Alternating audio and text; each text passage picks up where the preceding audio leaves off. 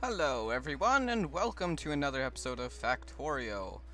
As you probably heard from the last episode, or maybe just sometime in the last episode, I did record a few episodes of this with my father. Now, I just wanted to make this video, just for a few reasons, just because A, Paul and Melissa aren't online right now and I really wanted to play Factorio, which is the general reason. But I also wanted to tell you guys, unfortunately, the video that I did with my father, it didn't really, the first episode of it got corrupted, and then there was the second episode where, stuff started to slow down because, Factorio does get kind of grind-worthy over time if you're not playing with a few people at least, so the first episode was the great one, and sadly that was not available, so I decided not to upload any of those just because I felt like, just because, it wouldn't have been as fun otherwise. So I'm here now, back in the world of Factorio alone this time, and I'm just going to, do a few things. I am going to edit this video a bit more heavily than I do my others, because a lot of this video is just going to be behind the scenes work. Or no, not a lot of this video. A lot of what I'm going to be doing is going to be behind the scenes work. So I'll edit a lot of that out just when I have something to talk about, or when I have something to show you guys about the game, because I know I didn't explain it very well in my previous episodes. Blue potions. God. But yeah, that's probably what I'm going to be doing this episode. Paul and Melissa probably won't be in. If they are, I will have left an annotation at the beginning of the video, but if they aren't, then I will not have. So you don't have to watch this if you're just here for, the fun commentary between us three. So what I'm thinking about doing is putting up a few more furnaces here.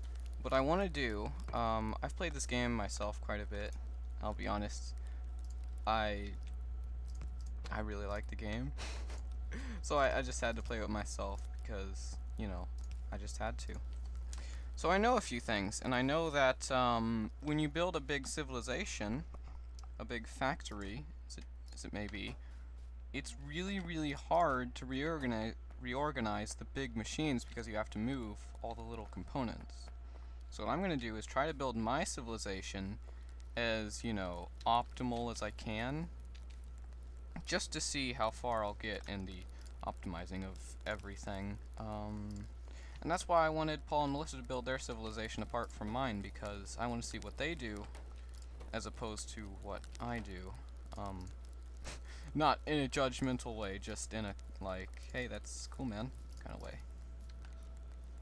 So what I'm doing here, I'm spacing out these furnaces so that I can have inserters. By the way, you probably already figured it out for yourself, but inserters, the little arrow on the right there, points which direction the items will be going out of, and the line obviously signifies what's going to be picked up. So I want to do, since inserters can pick stuff out of furnaces, I'm just wondering, if I put one there, if this furnace was to need coal, would this inserter... Darn, okay. Okay. Shoot. Well, I know that I can have coal go into the furnaces if I put an inserter there, and a chest here filled with coal, if it's coal. Okay, okay. That complicates things. I'm gonna need a little bit of time to think about this. Okay, I thought about it for a little bit of time, and I've realized that we don't really have underground belts, so it's gonna make it quite a bit more challenging. Of course, probably...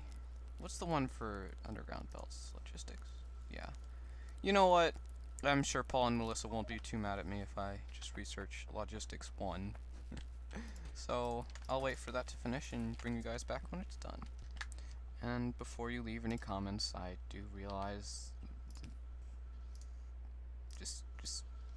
Please don't leave any comments! Not in a bad way, of course. You can leave comments if you want to, just, well, I don't really know where I'm going with this.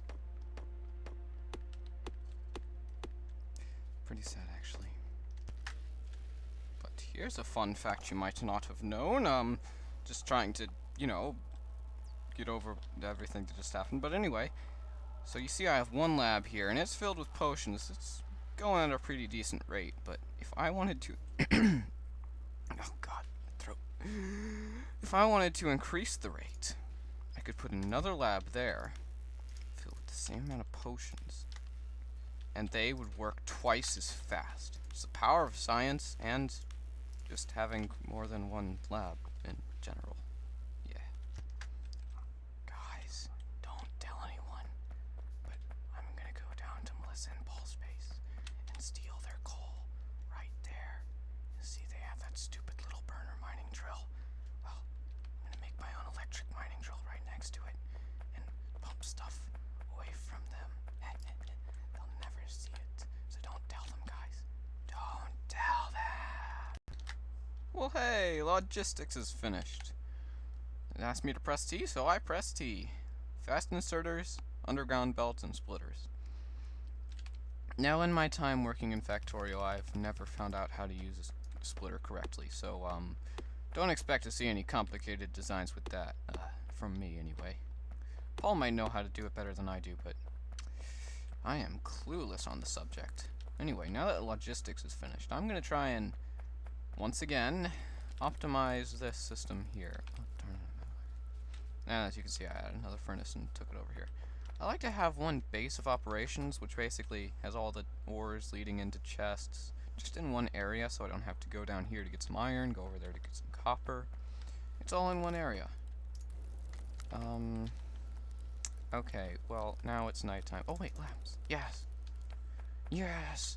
And something you may have missed, Paul and Melissa, I did finish researching optics while you were gone, so yeah, I did that. I say, let there be light! It's beautiful! It actually is quite beautiful. They look like snowballs, though. They're like, light-enhancing snowballs. That's what I'm gonna call them, I believe. There we go. That looks much better. And for your viewing pleasure, too. Probably looks 100 times better than a black screen, anyway. Okay. So now that we have underground belts, I want to see what I can do with these. Give me a minute. I'm going to try some. You know what? You know what I wish they had? I wish they had inserters that instead of having them just go one way, up or down, or left to right to left, or whatever, I wish they had one that would, like, take stuff from here and put it in here. That would be a cool thing to add to this game. Oh well, looks like I'm gonna have to change this design up a bit to suit these underground belts. Which isn't the worst thing, I mean... There's a lot of room here, so productivity really shouldn't be a problem. One there, there, there. Okay, now, if I just have transport belt with a chest of coal from just somewhere.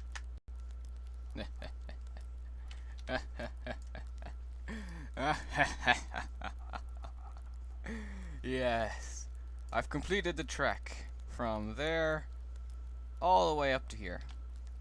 Feels good, yes it does. And here it comes, actually. First wave. In my personal experience with coal farms, you really only need one electric mining drill, so long as it's always powered, and you will have infinite coal. So, yeah, I mean, that should be good.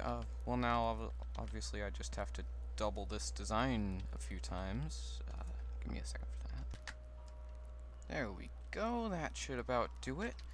Okay, well, this all looks to be functioning nicely. I've noticed something about when inserters put stuff into furnaces, though. Mainly coal. In fact, only coal, or fuels. They'll usually about put 5 in, and then whenever, like, you know, it gets under 5, they'll just max it out at 5 again. So watch this. Go under 5, and then he puts another one in. It'll never put in more than 5, which I found to be very odd. Very odd. But, anyway, I suppose the next project I should do is just to get iron production up a little bit, but I have noticed something rather, sad. If I press M, and then I press left Alt, you probably heard me say this before, it'll show the pollution. And if we look, the pollution is almost right. Look, it's almost touching that red dot. If you don't already know, guys, when this pollution, the pollution made by this steam engine, and this is the pollution made by my factory, and Paul and Melissa's, which is strange because theirs isn't actually making anything, in any case. When that touches red dots, those red dots will come over here, and then they'll go up here, and then they'll go over here until they get there. And then I will die. So, there's really only one way to combat the red dots going from, you know, there to there, up there, and then here. And that is only to destroy them, to make sure they never start going there. Or at least if they do, destroy them on their path from there to here. And since the pollution doesn't really seem to be, well, it's almost touching those. Oh my god! That is the biggest hive I've ever seen! Maybe I didn't explain it well, guys, but in fact, I barely explained it well to myself. This is basically an amplified Factorio world. I made it custom. As you can see, there's not a lot of ore, only 2 iron veins, no stone, well, there's 1 stone vein there. Good thing about them, though, is that their richness is very high, so they'll produce a lot of stuff before they give out, finally. And you just can't mine anything more. So, and then, of course, I've upped the aliens and made their frequency very, very high, and basically the camps are just humongous, and, well, it's not normal, and it's definitely not good either. Which is good, in a weird kind of way. It's good for entertainment value, I suppose. So I'm going to have to start figuring out a way before I do anything else, because if those guys attack and I only have like 8 rounds, then, well, it's not going to be a very good day for me. Or Melissa or Paul when they get back to see just a broken, destroyed place, and they'll just fall into the jaws of aliens and die instantly. So, what I need to do, I'm going to research one other thing. Sorry, Paul and Melissa, again, by the way. I'm torn. Maybe I shouldn't. Maybe I should just... Another thing that I have to say, guys, is when you die in this game, you're dead forever. I've probably already said it before, but just in case anyone forgot. It's very unlikely anyone forgot, but just in case. When you die, you never come back. On my first time playing this game, I just walked right into a nest of aliens, and it was the saddest thing you'd ever seen. So, you can understand my concern. I don't want to go in there with just, you know, however many rounds I might have. I still don't want to go in there. The problem is, this big bubble of pollution is just going to continuously expand until the world's over. So every time it touches one of these red dots, we're gonna get attacks, and we're gonna have to attack.